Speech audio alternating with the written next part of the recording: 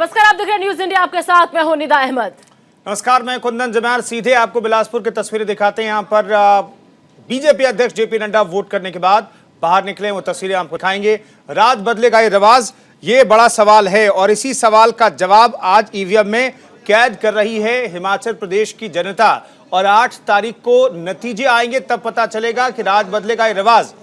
फिलहाल हम आपको जिनके कंधों पर दारोमदार है हिमाचल चुनाव में जीत दिलाने की, जो इसी राज्य से आते हैं, बीजेपी के राष्ट्रीय अध्यक्ष हैं, वो इस वक्त वोट कर रहे हैं, अपने मताधिकार का इस्तेमाल कर रहे हैं। ये तस्वीरें आपको दिखा रहे हैं, इस वक्त बिलासपुर की तस्वीरें हैं जहां पर बीजेपी अध्यक्ष जेपी नड्डा वोट डालने के लिए पहुंचे हैं और पोलिंग बूथ की ये सीधी तस्वीरें आपको दिखा रहे हैं। पोलिंग स्टेशन में लोगों का जमावड़ा है।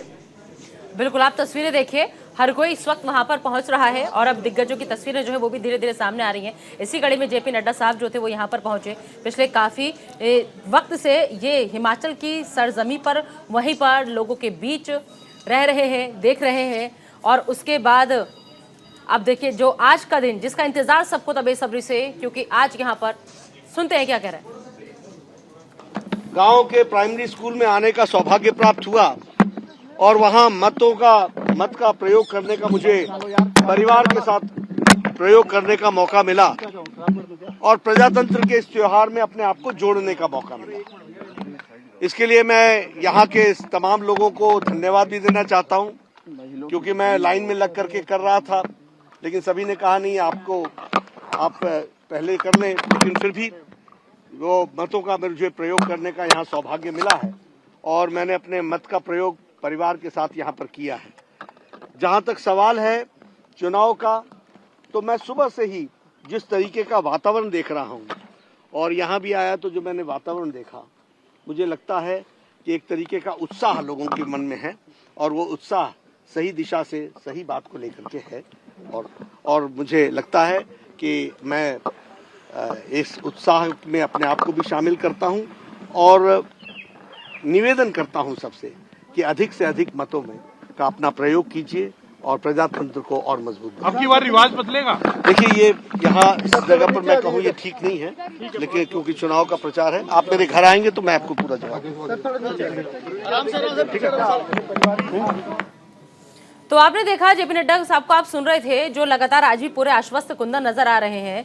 और इसके बाद सबसे बड़ी बात जो है वो यही है कि देखिए, एक तरफ कांग्रेस ये कह रही है कि बीजेपी को भरोसा नहीं है, बीजेपी डरी हुई है और यही वजह है कि तमाम स्टार प्रचारकों को उतार दिया था मैदान में। तमाम दिल्ली के दिग्गज उतर गए थे हिमाचल की सरजमी पर। लेकिन वही बीजेपी की ये रणनीति रही है कि बीजेपी कभी भी किसी भी राज्य को अकेला नहीं छोड़ती, वहां के लोगों के ऊपर भरोसा इतना नहीं जताती। पूरा नेतृत्व जो है बीजेपी का, पूरा संगठन जो है वो बीजेपी का, वो लग जाता है हर चुनाव में। हम देखते हैं, इसलिए कहा जाता है बीजेपी के बारे में कि बीजेपी जो है सिर्फ और सिर्फ चुनावी सीजन में चुनाव नहीं लड़ती, बल्कि बीजेपी पूरे 12 महीने चुनाव लड़ती है, 24 घंटे चुनाव लड़ती है, क्योंकि हर कोई एक्टिव नजर आता है। यही वजह है। अब देखिए, अब ये स्टार प्रचारक पहुंच रहे हैं तो इन पर आरोप ये लगा यहाँ पर जाकर के कि बीजेपी को डर है और बीजेपी जो है हताश है, निराश है, बीजेपी को एहसास हो चुका है कि वो सत्ता से जा रही है। लेकिन इसे हम मेहनत कहेंगे, यहाँ पर इसे हम परवाह कहेंगे उस राज्य की जहां पर चुनाव है। हमारी पार्टी कैसे भी करके सत्ता पर काबिज हो, इसके लिए बेशक हमें चाहे पूरा अमला क्यों ना लगाना पड़ जाए पार्टी का। बिल्कुल यही रिवाज जो कांग्रेस के अंदर की भी है निदा, उसका भी जिक्र करना पड़ेगा। हिमाचल को लेकर के तो रिवाज का जिक्र हम करते रहे और पूरे चुनाव प्रचार के दौरान होता रहा, आज दिन भर हम करते रहेंगे और नतीजे वाले दिन भी करते रहेंगे। लेकिन कांग्रेस के अंदर जो प्रचार का जो रिवाज जो बना आ रहा है ना, उसे वो तोड़ नहीं रहे। वो कह रहे हैं कि भाई आप एथिक्स की बात करते हैं, एथिक्स की बात तो कीजिए, लेकिन ग्राउंड पर अगर आप नेता लोगों के दर पर नहीं जाएंगे, लोगों की बात नहीं करेंगे, लोगों के बीच नहीं जाएंगे, बड़े नेता नहीं जाएंगे, तो उतना प्रभावित नहीं कर पाते लोगों को। आप ये देखना पड़ेगा कि देखिए, प्रधानमंत्री नरेंद्र मोदी अगर किसी चुनावी सभा में चले जाएं तो उनका इंपैक्ट जबरदस्त होता है, जेपी नड्डा चले जाएं तो उनका इंपैक्ट जबरदस्त होता है। यहां पर बीजेपी अध्यक्ष को आप देखिए, अभी भी वो मुलाकात कर रहे हैं। वोटिंग वाले दिन भी पोलिंग स्टेशन से जब बाहर निकले हैं तो वहां पर जो लोग हैं, जो कुछ उनसे बातचीत कर रहे हैं, इनका ये अंदाज कुंदन मुझे याद आ गया, क्योंकि जब मैं खुद वहां पर पहुंची थी और हिमाचल के शिमला पर हम ऐसी वहाँ जो मॉल रोड है उस इलाके में चलते चलते नड्डा साहब से बातचीत हो रही थी, हम लोग उनका एक्सक्लूसिव कर रहे थे। उसी दौरान बात करते करते सामने जबकि कैमरा ऑन था, लेकिन वहां पर इनको कोई शख्स दिखा, इन्होंने अचानक से आवाज लगा ली। और वो इनका यही अंदाज जो है वहां के लोगों को बहुत पसंद आता, क्योंकि ये जो है अपने पुराने साथियों को भूलते नहीं है। ये लोगों से मिलते जुलते, हंसते बोलते चालते, बात करने में विश्वास रखने वाले नेताओं में से एक है। और इनकी ये झलक हमने उस टाइम देखी थी जब न्यूज इंडिया ग्राउंड जीरो पर पहुंचा था। बिल्कुल, तो यही खासियत है बीजेपी के नेताओं को, ये पता है कि आखिर किस तरीके से लोगों से कनेक्ट होना है।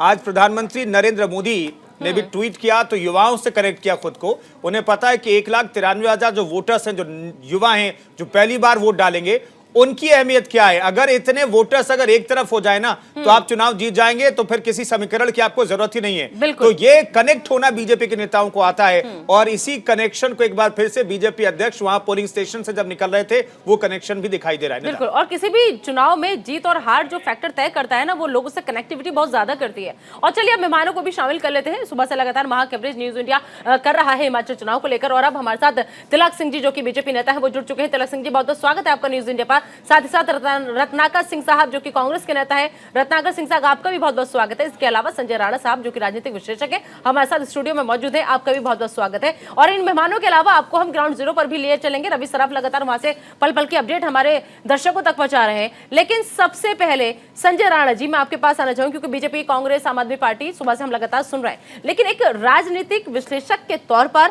आप कैसे देख रहे हैं, क्या समीकरण आपको फिलहाल हिमाचल की सरजमी पर नजर आ रहा है? Nidha ji, good morning and good morning to my fellow panelist. देखिए, ऐसा है कि हिमाचल की बात करते हैं, चाहे उत्तराखंड की पहाड़ी इलाके की बात करते हैं, तो हमेशा आपने देखा होगा कि कभी इसकी सरकार बनी, 5 साल बाद दूसरी सरकार बनती, लेकिन ये जो भ्रम था उत्तराखंड से टूट गया है और लगता है हिमाचल प्रदेश में भी टूटेगा। उसका बहुत कारण देखिए, ऐसा है कि अगर आप 1.5 महीने पहले का अगर सर्वे देखिए तो ऑब्वियसली भारतीय जनता पार्टी को एज मिल रहा था। उनके वोट परसेंटेज अगर आप देखोगे लास्ट ईयर, मतलब लास्ट टाइम की 2017 की हम बात कर रहे हैं, तकरीबन 48.79% था।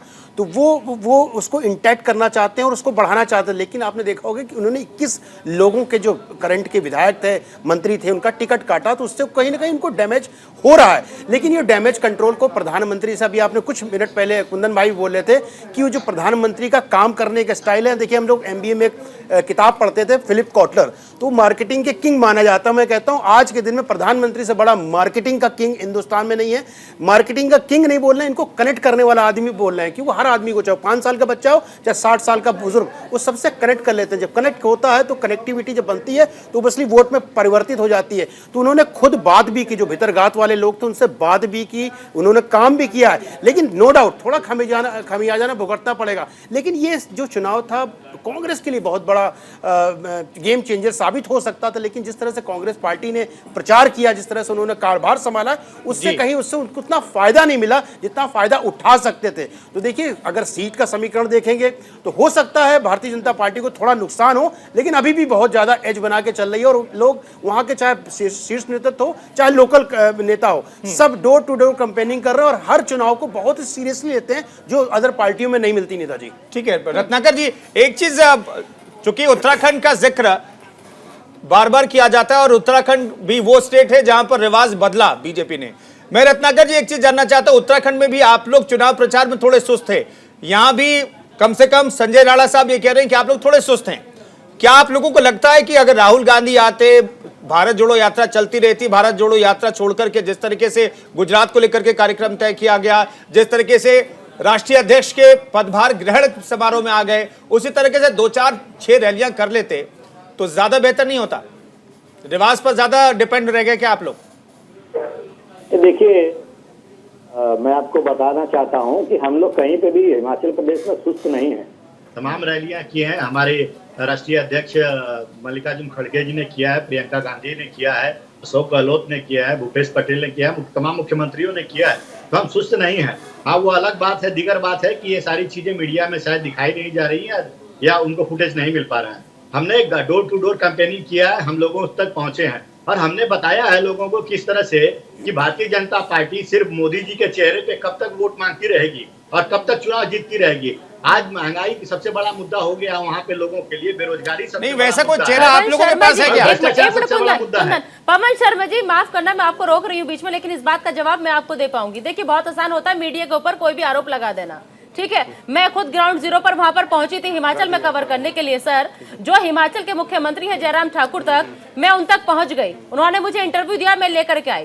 जेपी नड्डा जो कि राष्ट्रीय अध्यक्ष है, मैं उन तक पहुंच गई, उन्होंने मुझे वेलकम किया, इंटरव्यू दिया, मैं लेकर आई। लेकिन वहीं आपकी प्रियंका गांधी उसी दिन मंडी में मौजूद थी। सर, बहुत कोशिश की वक्त मांगने की, नहीं मिला। जब मीडिया को बुलाएंगे ही नहीं, बात करेंगे ही नहीं, तो मीडिया दिखाएगा कैसे सर? नहीं, मैं हमको मीडिया दिखाए या ना दिखाए, हमारा काम जो है हम वो अपना अनुरोध करते नहीं तो आरोप मत लगाइए ना कि मीडिया नहीं दिखाता। सुन लीजिए, मेरी बात पूरी करने दीजिए जी। हमारा काम जो है जनता से कनेक्ट करना। जनता जो है जनार्दन बनाती है और जनता सबसे बड़ा जनार्दन है, और वही चुनती है कौन प्रतिनिधि उनका रहेगा और कौन नहीं रहेगा। वो अलग बात है। मेरे कहने का तात्पर्य यही है कि उसको मीडिया फुटेज में मिला या नहीं मिला वो दिगर बात है, लेकिन हम जो आज भ्रष्टाचार, बेरोजगारी और महंगाई के मुद्दे पे जो जनता परेशान है, त्रस्त है, वहां पे हम जनता के पास जा रहे हैं और बात कर रहे हैं। आज परिस्थिति ये है कि मैंने आपको पहले भी कहा कि प्रधानमंत्री मोदी जी के चेहरे पे ये कब तक वोट मांगते रहेंगे और कब तक इनको वोट मिलता रहेगा।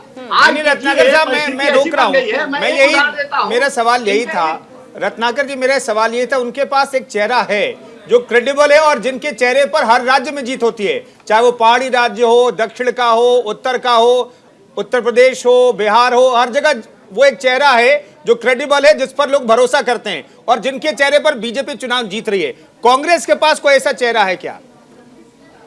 देखिए, उनके क्रेडिबिलिटी का यही लेवल है कि एक बागी उम्मीदवार को फोन करते हैं जो मीडिया में वायरल भी होता है, और वह बागी उम्मीदवार उनकी बातों को नहीं मानता है और वो फिर भी चुनाव लड़ता है। ये परिस्थितियां 20 से ज्यादा देखिए, चुनाव जीतने का प्रयास है, गंभीरता दिखती है। रत्नाकर जी, आप दूसरे चश्मे से देखते हैं, बीजेपी नेताओं से बात कीजिए।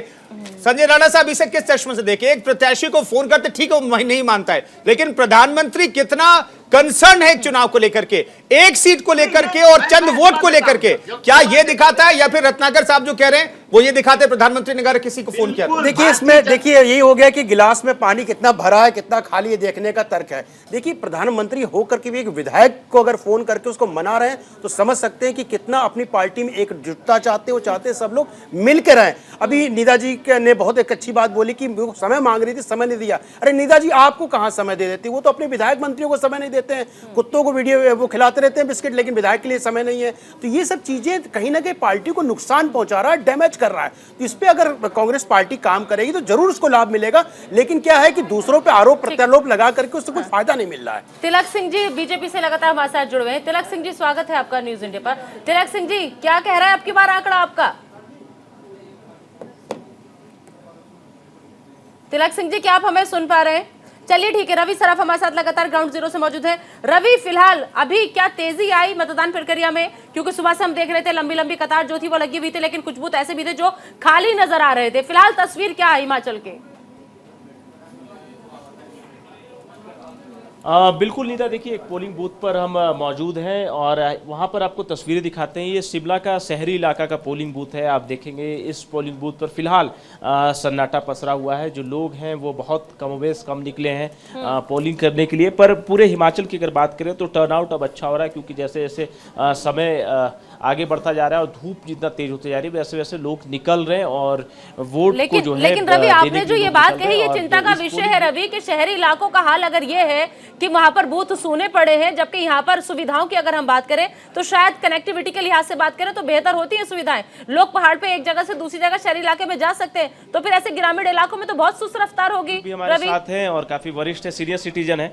आपसे समझना चाहेंगे, इस पोलिंग बूथ पर मैं देख रहा हूँ कि सन्नाटा पसरा हुआ, क्या वजह है इसके पीछे? नहीं, अभी लोग आ रहे हैं लोग अभी सर्दी की वजह से ना थोड़ा लेट आते हैं लोग। मतदान को लेकर लोगों के बीच में जागरूकता तो है ना, लोग आएंगे मतदान करते हैं? आप बिल्कुल बिल्कुल है, जागरूकता है। अगर मुद्दों की बात करें तो क्या मुद्दे हैं इस बार हिमाचल प्रदेश में, शिमला में? विकास का ही मुद्दा है, विकास। आप क्या कहेंगे, क्या क्या मुद्दे हैं? मेरे बेटे, नेशन फर्स्ट, एवरीथिंग लीडर, राष्ट्रवाद। एक बात भारतीय जनता पार्टी ने कही कि रिवाज बदलना है, क्योंकि यहाँ हर 5 वर्षों में सरकार बदल जाती है। तो क्या ऐसा कुछ होने वाला है क्या? It depends otherwise we wish आप लोगों के वैसे राष्ट्रवाद के अलावा क्या स्थानीय कोई मुद्दे भी यहाँ पर हैं? सड़क, पानी, जंगल, पार्किंग? हमारे को सब फैसिलिटीज हैं, रोड साइड पे घर है, जो भी फैसिलिटीज रिक्वायर्ड होते हैं दैट वी हैव।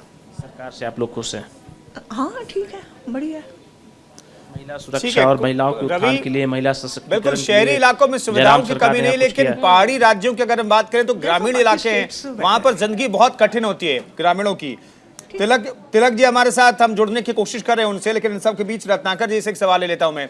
रत्नाकर साहब, कोई ग्राउंड के बारे में बता सकते हैं क्या? पहाड़ी राज्यों के जो छोटे छोटे गांव होते हैं, जहां पे 50-100 घर के वाले जो गांव हैं, पहाड़ों में तो गांव ऐसे ही होते हैं, वहां की सुविधाओं की अगर हम बात करें तो आपकी सरकार रही या फिर दूसरे बीजेपी की सरकार रही, उम्मीदों और आकांक्षाओं पर आप लोग खरा नहीं उतरते साहब। इसलिए 3.5 दशक से ये परंपरा चली आ रही है कि हर बार लोगों को नाराज लोग हो जाते हैं, सरकार बदल देते हैं। इस बार कुछ बदलाव या वही लगता है कि आपको मौका दे देगी वहां की जनता? देखिए, हिमाचल प्रदेश के लिए सबसे बड़ा मुद्दा इस समय ये है कि वो जो पुरानी पेंशन है वो बहाली क्यों नहीं की जा रही। तो ये कांग्रेस पार्टी ने वादा किया है कि जब उनकी सरकार आएगी तो पहली कैबिनेट में ही पुरानी पेंशन को बहाल कर दिया जाएगा।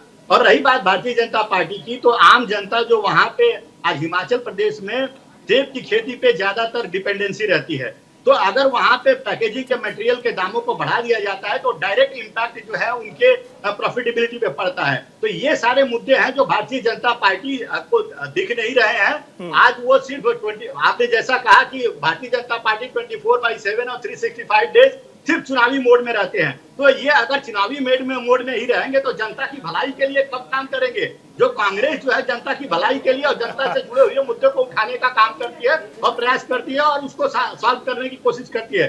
निश्चित रूप से जो 5 साल के दौरान इनके अंदर जो कमियां रही, जो इन्होंने जनता से वादा किया वो पूरा नहीं किया, जो भ्रष्टाचार चरम पे है, वहां पे महंगाई चरम पे है, बेरोजगारी चरम पे है, उन सारी चीजों पे भारतीय कांग्रेस पार्टी जो है आकर हम सारी चीजों को तिलक सिंह जी को ले लेते हैं डिबेट में। हमने कहा है हम 5 लाख नौकरियां देंगे, हमने कहा है कि हम स्टार्टअप करेंगे, 6,800 करोड़ का फंड हम देंगे युवाओं को। चलिए तिलक जी फ्रेम में जुड़ गए। तिलक सिंह जी आ गए बीजेपी से, जो कांग्रेस सवाल पूछ रही है लगातार। उम्मीद है कि अगर तिलक सिंह को जवाब इनका मिल रहा होगी इनकी आवाज, तो आप उसका जवाब देना चाहेंगे तिलक सिंह जी?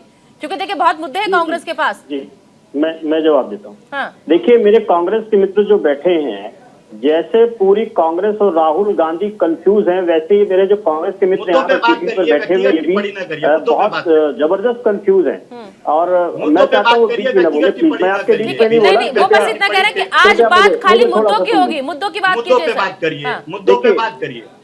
अरे भैया सुन लीजिए, जब बोलने देंगे तभी तो मैं किसी चीज पे बात कर पाऊंगा। कुछ बात करनी। रत्नाकर सिंह जी सुन लीजिए, आप रत्नाकर सिंह जी सुन लीजिए। तो ऐसे दिल मिलाएंगे तो काम नहीं चलेगा। नहीं सुन लीजिए। हाँ। मैंने जैसे कहा कि कांग्रेस में जैसे पूरी कांग्रेस कंफ्यूज है, राहुल गांधी और प्रियंका गांधी कंफ्यूज है कि एक्चुअली उनको करना क्या है, वैसे ही मेरे कांग्रेस के मित्र कंफ्यूज है। ये कहते हैं कि मीडिया हमको कवर नहीं करता, और जब कोई टीवी चैनल का कोई एंकर जब उनसे संपर्क करने की कोशिश करता है कि 5 मिनट हमको समय दीजिए, ये बात हो चुकी है। हम आपसे देश के बारे में, प्रदेश के बारे में कुछ बात करना चाहते हैं भाई साहब, तो जो उनका जो शहजादों वाला जो अंदाज है, रत्नाकर जी सुन लीजिए। रत्नाकर जी इस पे आपने बात रख ली है ना।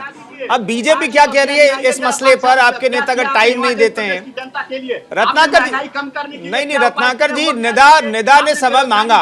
रत्नाकर जी साहब सुनिए ना। अरे रत्नाकर सर सुनिए, पहले पूरी बात समझिए। नहीं रत्नाकर जी सुनिए ना। प्रियंका गांधी पे टिप्पणी करना, रत्नाकर जी नॉन स्टॉप बोलने की आदत सही नहीं है ना सर। रत्नाकर जी नॉन स्टॉप बोलिएगा तो सही नहीं है ना। कोशिश करते हैं रत्नाकर जी, ऐसे में आपकी आवाज नहीं जाएगी। इधर भी लागू होती है कि आप अगर मोदी रत्नाकर जी की थोड़ी सी आवाज कम कर दीजिए। रत्नाकर जी मैं अपनी बात खत्म कर लेता हूं। दरअसल रत्नाकर जी जो निदा पूछने जा रही थी, लोगों के मसले पूछने जा रही थी ना। तिलक सिंह जी अब अपनी बात खत्म कीजिए। रत्नाकर जी, प्रियंका गांधी ने अगर वक्त नहीं दिया, उस पर आपने अपनी बात रख ली। बीजेपी के तिलक सिंह जी क्या सोचते हैं, उनकी बात तो सुन लीजिए सर।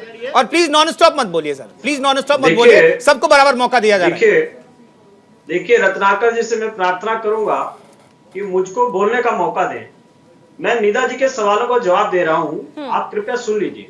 अगर आपको प्रियंका गांधी और राहुल गांधी का नाम लेने में इतनी तकलीफ है, आप उनको बोलिए राजनीतिक जीवन से संन्यास ले लें, घर बैठे उनको कोई नाम नहीं लेगा। अगर वो पब्लिक लाइफ में है, अगर वो सार्वजनिक जीवन में है, तो मैं उनका नाम लूंगा, जैसे आप पूरे दिन मोदी मोदी करते हैं। मेरे प्रधानमंत्री, इस देश के प्रधानमंत्री मोदी जी कंफ्यूज नहीं है, उनका विजन साफ है, देश का विकास करना है और वो हर चुनाव, छोटा चुनाव हो या बड़ा चुनाव हो, हर चुनाव बड़ी संजीदगी से लड़ते हैं और हम जैसे कार्यकर्ताओं को प्रेरणा देते हैं। अब मैं बात करता हूं सोनिया गांधी, राहुल गांधी और प्रियंका गांधी, पूरी कांग्रेस जैसे कंफ्यूज है, ये तीनों लोग भी कंफ्यूज हैं। ये मीडिया को समय नहीं देते, बात नहीं करते और फिर ये मीडिया के ऊपर ठिकरा फोड़ देते हैं कि मीडिया हमको दिखाता नहीं है। जो इनका जो बड़े जो रईसों वाला अंदाज है, जो ये जो चांदी के चम्मच में जो पैदा हुए हैं, जो खाते हैं चांदी के चम्मच में, जो राजाओं महाराजाओं वाला जो अंदाज है, वो आज भी इनका जाने का नाम नहीं ले रहा है। ये मीडिया वालों को समय नहीं देते, बात नहीं करते। ठीक है, मोदी जी पे वापस आ जाते हैं। बड़ा नेता हो, कोई भी नेता हो, तिलक सिंह जी आज के दिन कांग्रेस को भूल जाते हैं। तिलक सिंह जी आज के दिन थोड़ी देर को कांग्रेस को भूल जाते हैं, लेकिन अब क्योंकि बीजेपी की बात हो रही तो आप बीजेपी पर आइए, मोदी जी पर आ जाते हैं। आपने मोदी जी का जिक्र किया, आपने मोदी जी का जिक्र किया, तो मानकर चला जाए कि हिमाचल के जो मुद्दे हैं वो एक तरफ और मोदी फैक्टर एक तरफ, यही वजह है कि मोदी जी को हर जगह आगे कर दिया जाता है। नीता जी मैं जवाब देता हूँ। देखिए, आपने बिल्कुल सही कहा कि कांग्रेस को थोड़ी देर के लिए भूल जाते हैं। हम कांग्रेस को थोड़ी देर के लिए नहीं, हमेशा के लिए भूलने वाले हैं, बहुत जल्दी। अरे सर अपनी बात कीजिए ना, चंद अपनी मिनट बात के लिए, ये कीजिए। चंद मिनट के लिए लोग नहीं बोलेंगे। चंद मिनट बोले, चंद मिनट नहीं सर, चंद मिनट जी, अपनी बात कीजिए। कांग्रेस से कांग्रेस का पूछ रत्नाकर जी आप मुझे बोलने का समय दीजिए, मैं आपके बीच में नहीं बोलता हूँ, समय मत खराब कीजिए, समय बहुत कीमती है।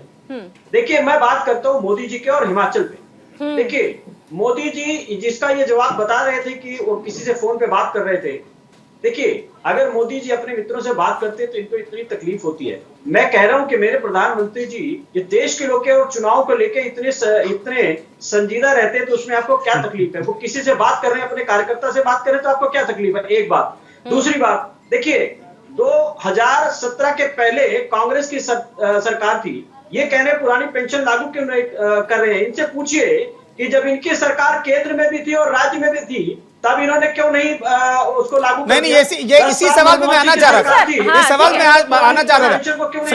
फ्रेम में संजय जी बुलाइए, फ्रेम में संजय जी बुलाइए, संजय जी को फ्रेम में। सर मैं आ रहा हूँ क्योंकि ब्रेक के लिए भी अब कहा जाएगा मुझे। अब सर सुन लीजिए, सर अब सुन लीजिए। अब हमारे साथ संजय जी फ्रेम में है। संजय जी मैं जानना चाहता हूँ कि ओल्ड पेंशन स्कीम 2004 में बंद कर दी गई, अब ओल्ड पेंशन स्कीम की हर जगह जिक्र होता है, चाहे झारखंड की बात हो, राजस्थान की बात हो, उत्तराखंड की बात हो, अब तो हिमाचल में भी बात हो गई। और पहले नंबर पर ओल्ड पेंशन स्कीम है। अगर आप 10 पॉइंट देखेंगे कांग्रेस के घोषणा पत्र को, इसे बंद करने का क्रेडिट किसे दे सर? और इसे शुरू करने का क्रेडिट लेने की होड़ तो हो रही है, लेकिन वाकई में क्रेडिट किसे दिया जाए इसे बंद करने का? देखिए ऐसा है कि अब जब पेंशन की स्कीम की बात करते हैं, देखिए जब देश आज़ाद हुआ था तो उस समय सरकारी नौकरियां होती थी, प्राइवेट ऑर्गेनाइजेशन नहीं थी, प्राइवेट नौकरियां बहुत कम थी, लिमिटेड कह सकते हैं। देखिए अब ये क्या होता है कि आपके पास एक पेंशन देनी होती है, एक सैलरी देनी होती है, तो सरकार पे एक बड़ा वहन होता है। हम कहते हैं पेंशन लाना नहीं लाना ये सरकार का डिबेट के विषय, और इस पर डिबेट होनी चाहिए। हमारे ख्याल से, मेरा पर्सनल व्यू से बंद होना चाहिए, लेकिन उसके लिए सरकार और क्या करे? रोजगार का सृजन करना बहुत जरूरी है। जब रोजगार मिलेगा तो ऑटोमेटिक ये चीजें खत्म हो जाएगी। और कुंदन जी एक महत्वपूर्ण है कि टोटल सरकारी नौकरी कितनी है? 2.5 लाख जो नौकरी है हिमाचल प्रदेश में। पेंशनर कितने हैं? 1.9 लाख पेंशनर है। तो बताइए अगर आप इनकी पेंशनर की स्कीम ला भी दोगे, क्या आप चुनाव जीत जाओगे? 55 लाख लोग आपको वोट दे रहे हैं। नंबर देखिए, इसमें मुद्दे क्या क्या? बेरोजगारी सबसे बड़ा मुद्दा है, लेकिन बेरोजगारी का अगर हम कंपेयर के डेटा दे रहा हूं आपको कुंदन जी, तो डेटा जो था अप्रैल 2020, जो सबसे बुरा काल माना जाता है, हिमाचल का 2.2 था, और अब आज के दिन में 9.5 के आसपास चल रहा है। लेकिन अगर आप इसी को कंपेयर राजस्थान से करते हैं तो अप्रैल 2020 में 17% था राजस्थान का, आज का 29% है। देखिए बोलना बड़ा आसान है, लेकिन ये रोजगार लाएंगे कहां से? संजय जी लेकिन हमें यह भी देखना पड़ेगा, हिमाचल प्रदेश में अगर हम 1998 की बात करें तो 1,14,000 वोट से बीजेपी सत्ता से बाहर हो गई थी। तो ये 3 लाख अगर आप कर्मचारियों की बात करें, उनकी फैमिली को जोड़ लें तो बहुत बड़ा आंकड़ा होता है। एक चीज मैं आपको ऐड कर लेता हूं, इसमें छोटा सा आंकड़ा आपको देता हूं। आपने देखा हो 2014 के पहले से बात पूरी कीजिएगा, वक्त की कमी है। बस 30 सेकंड में खत्म कर। 2014 के पहले राजनीति अलग थी, उसके बाद बदल गई। देखिए पहले 38% वोट मिला था इनको 2012 में, अभी जो वोट 17 में हुआ था 48 5% मिला था। अब ये देखिए स्वीप कितना हुआ, एमपी का चुनाव में कितना हुआ था, 53 था 2014 में और 69% था 2019 के चुनाव में। तो आंकड़े कहीं ना कहीं चुनाव को जो ट्रेंड चेंज हुआ मोदी के आने के बाद, उसका इंपैक्ट हर जगह है और ये हो सकता है इसका इंपैक्ट हिमाचल प्रदेश। ठीक है, बहुत बहुत शुक्रिया तमाम मेहमानों का। एक बड़ी खबर निदा बता रही है, बिल्कुल बड़ी खबर आ रही है। इस बीच देखिए गुजरात का जिक्र करेंगे हम। गुजरात की बड़ी खबर आ रही है कुंदन, यहाँ पर गुजरात में एटीएस की बड़ी कार्रवाई जो है वो सामने आई है। दरअसल 13 जिलों में छापेमारी से हड़कंप जो है मचा हुआ है और इस कार्रवाई में अब तक 6 लोग ऐसे हैं जिनको गिरफ्तार किया जा चुका है।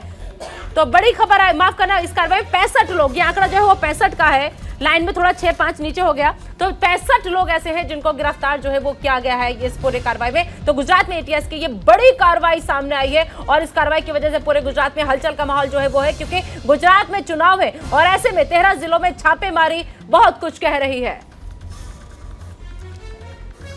तो एटीएस की कार्रवाई 13 जिलों में एक साथ की गई है और चुनाव से पहले 65 लोगों की गिरफ्तारी हुई है। इस खबर पर अपडेट हम आपको देंगे। फिलहाल छोटे से ब्रेक के लिए आप बने रहिए न्यूज़ इंडिया के साथ।